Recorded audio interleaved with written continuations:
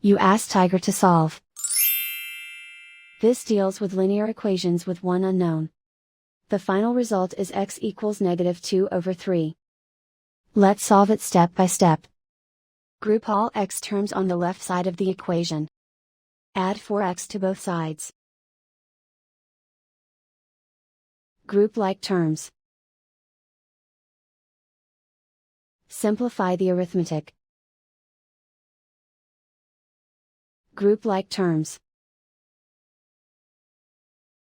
Simplify the arithmetic.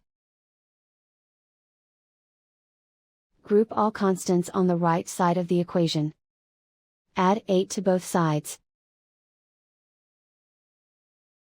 Simplify the arithmetic.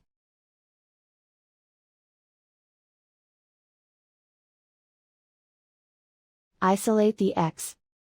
Divide both sides by 12. Simplify the fraction. Find the greatest common factor of the numerator and denominator. Factor out and cancel the greatest common factor.